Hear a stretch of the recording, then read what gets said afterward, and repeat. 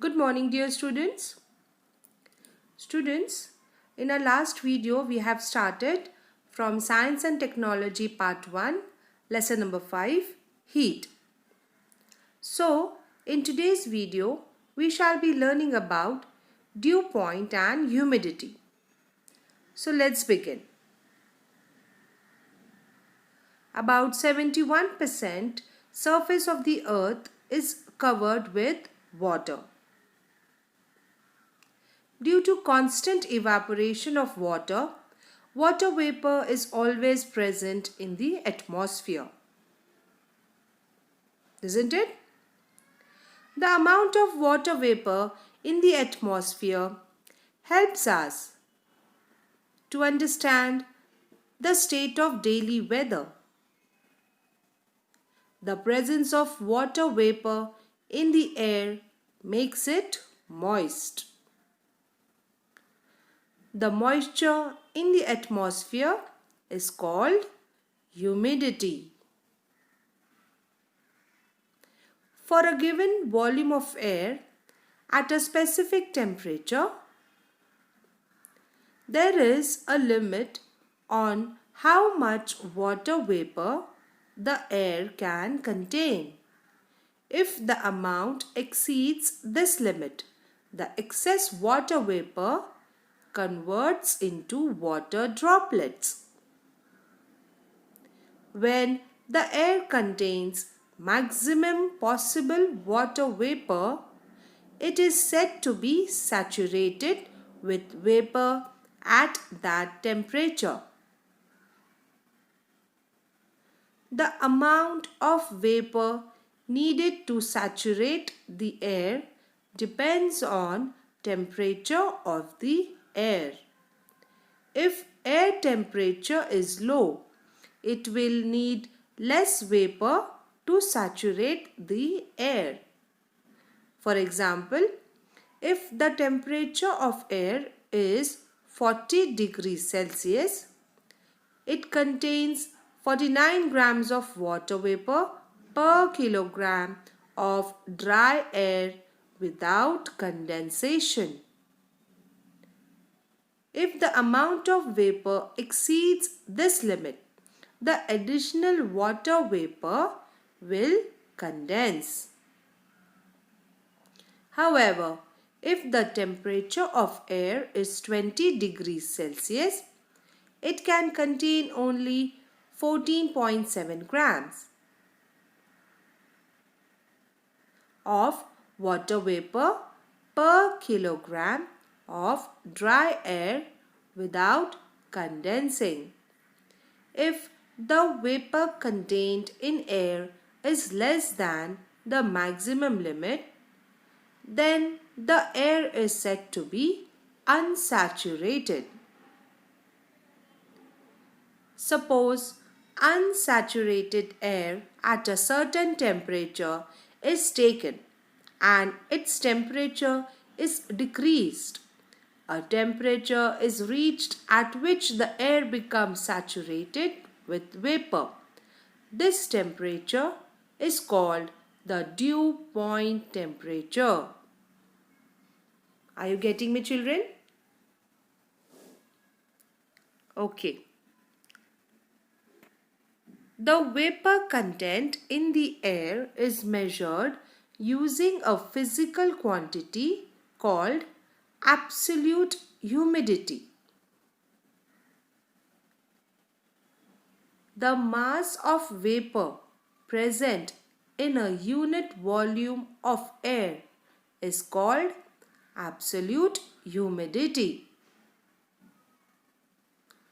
Now, absolute humidity is measured in kilograms per cubic meter. The feeling of humid or dry nature of air not only depends on the amount of vapor in the air, but also on how close that amount is for making the air saturated with vapor. It means that it depends on temperature of the air also. The ratio of actual mass of vapor content in the air for a given volume and temperature to that required to make the air saturated with vapor at that temperature is called the relative humidity. Now, percentage of relative humidity is equal to actual mass of water vapor content in the air in a given volume, the whole upon mass of vapor needed to make the air saturated in that volume, multiply by 100. The relative humidity at the dew point is 100%. If the relative humidity is more than 60%, we feel that air is humid. If the relative humidity is less than 60%, we feel that the air is dry. During winter season, you may have observed a white trail at the back of a flying plane in a clear sky. As the plane flies, the vapor released by the aeroplane engine condenses and forms clouds. If the surrounding air is having more relative humidity, it takes a long time for the white trail formed by condensation of vapor to disappear. If the relative humidity of the surrounding air is less, either the size of the white trail may be small or may not even get formed. Now children, let us try this. Take a bottle of cold water out of the refrigerator and keep it outside for a while. Observe the outer surface of the bottle. Drops of water can be observed on the outer surface of bottle. In the same way, if we observe the leaves of plants or grass or window glasses of a vehicle in the early morning, we see water droplets collected on the surface. Yes? Yes. Through these two observations, we sense the presence of water vapor in the atmosphere. When air cools due to decrease in temperature, it becomes saturated with water vapor. As a result, the excess water vapor gets converted into tiny droplets. The dew point temperature is decided by the amount of vapor in the air. Now let's see the next, that is the unit of heat. The units of heat are joules, J in SI unit, and cal, that is calorie, in CGS units.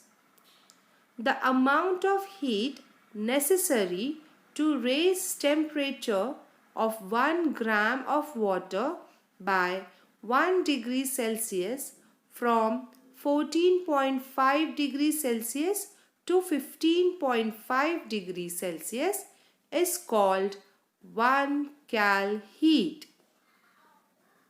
Similarly, the amount of heat necessary to raise the temperature of 1 kg of water by 1 degree Celsius from 14.5 degrees Celsius to 15.5 degrees Celsius is called 1 kcal heat. Understood, children? Now moving ahead, 1 kcal is equal to 1000 cal. Children, always remember, if we heat 1 kg of water by 1 degree Celsius in different temperature range than 14.5 degrees Celsius to 15.5 degrees Celsius, the amount of heat required will be slightly different. So children, now introduction to scientist. James Prescott Joule, 1818 to 1889.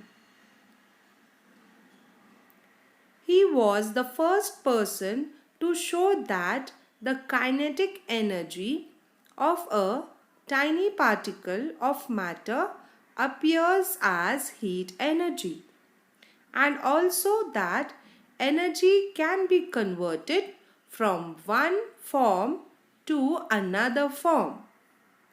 Conversion of heat energy to work gives the first law of thermodynamics. Okay? The unit of heat is called joule after him. Let's see the next one, children. Specific heat capacity. Let's study specific heat capacity. Let us try this. Materials which we'll use are a tray with a thick layer of wax, solid spheres of iron, lead and copper of equal mass, burner or spirit lamp, a large beaker. Now what we will do is take 3 spheres of iron, copper and lead of equal mass. Put all the 3 spheres in the boiling water in a beaker for some time. Take the 3 spheres out of the water. All the spheres will be at the temperature 100 degrees Celsius. Put them immediately on the thick slab of wax.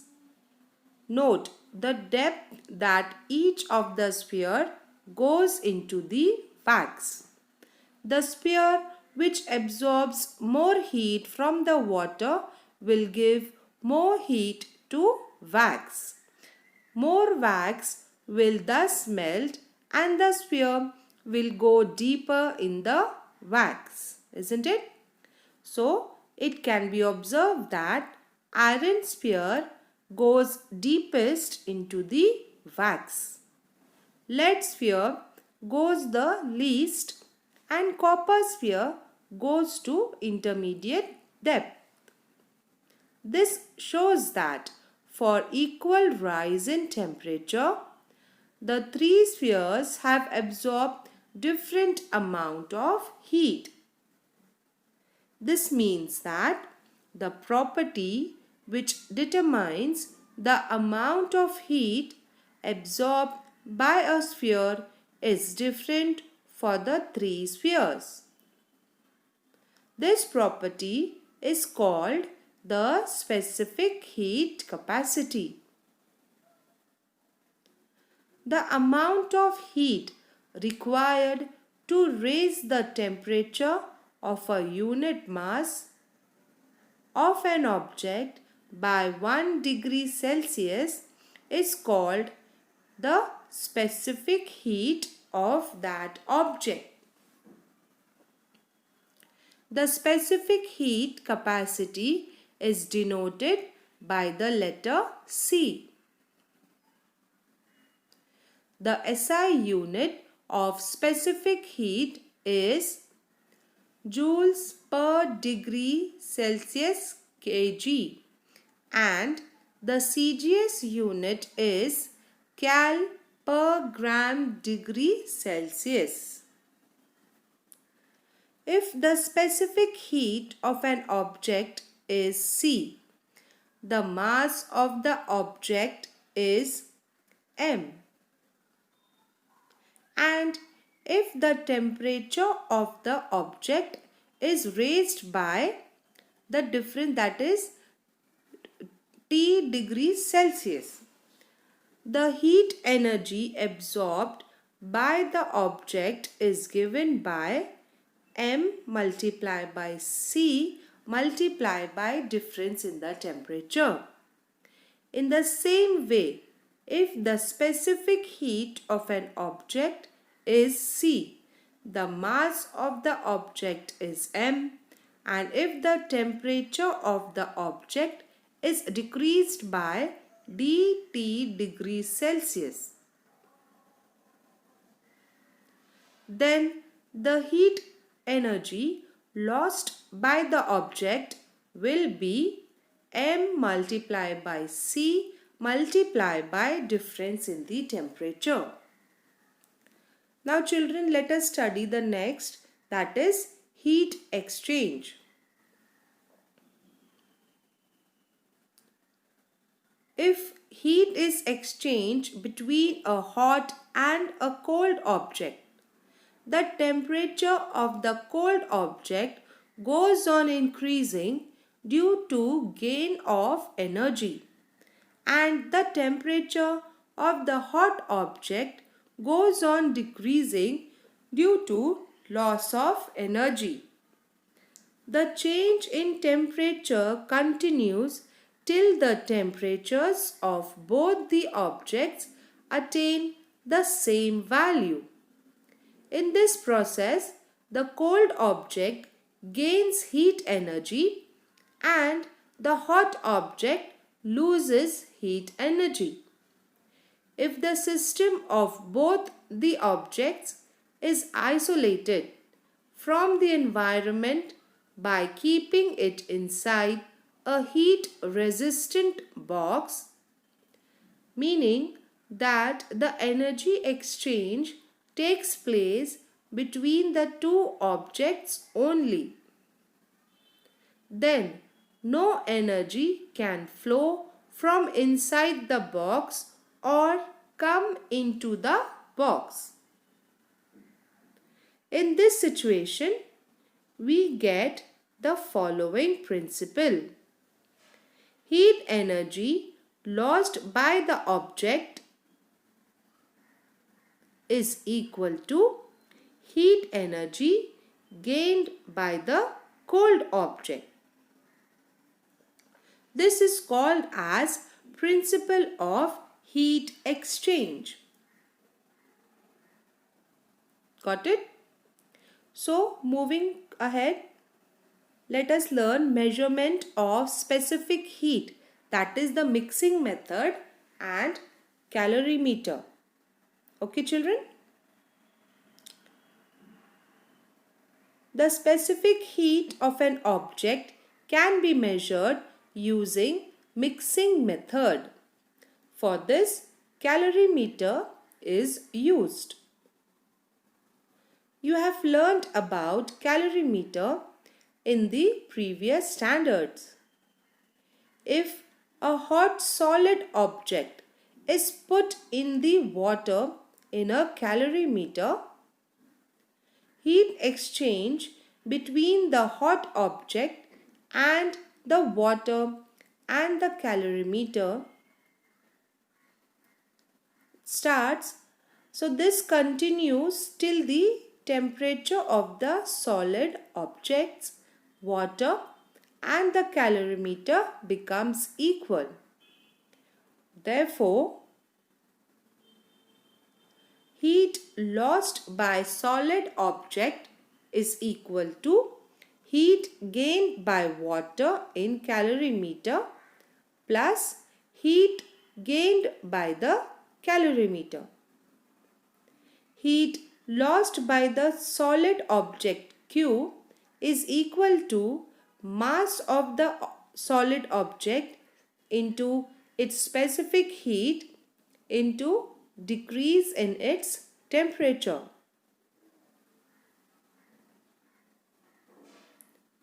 And the heat gained by the water, that is Q1, is equal to mass of the water multiplied by its specific heat multiplied by increase in its temperature. Next, heat gained by the calorimeter, that is Q2, is equal to mass of the calorimeter multiplied by its specific heat multiplied by increase in its temperature. So, heat lost by hot object is equal to heat gained by calorimeter plus heat gained by water. So it means Q is equal to Q2 plus Q1.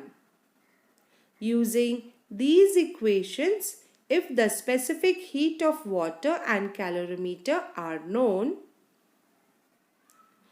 the specific heat of the solid objects can be calculated. Got it, children? So let's have a look at the summary. So we have studied dew point, the temperature where relative humidity reaches 100%, that is the temperature in which saturation occurs, is known as dew point temperature. In simple words, the temperature to which moist air must be cooled to reach saturation. For example, condensed water is called dew when it forms in a solid surface. Understood, children? What is a dew point temperature? Okay, let's see the next. Definitions and units of heat. Now, heat is the transfer of thermal energy. Heat is a form of energy and therefore is measured in joules. There are other units of heat, though the most common one is kilocalorie. 1 kilocalorie, that is kcal, is defined as the amount of heat needed to raise the temperature of 1 kg of water by 1 degree Celsius, that is from 14.5 degrees Celsius to 15.5 degrees Celsius. Specific heat capacity. The specific heat capacity of a substance is a measure of the amount of heat required to raise 1 gram of the substance 1 degree Celsius. Specific heat capacity is a measure of how much heat is needed to warm a substance. Understood, children? What do you mean by specific heat capacity? Okay. The next one we have learnt about is the percentage relative humidity is equal to the actual mass of water vapor content in the air in a given volume, the whole upon mass of vapor needed to make the air saturated in that volume. Understood? We have also learnt about heat exchange. Now, as we know, heat is a form of energy flowing from one body of matter to another spontaneously due to their temperature difference. Heat always transfers from body of higher temperature to the body of lower temperature or flows spontaneously from a hotter body to a cooler body. Understood, children? So with this we have finished our today's topic. Thank you, dear students. I hope you all must have understood today's topic. Children, please read the lesson after watching this video carefully.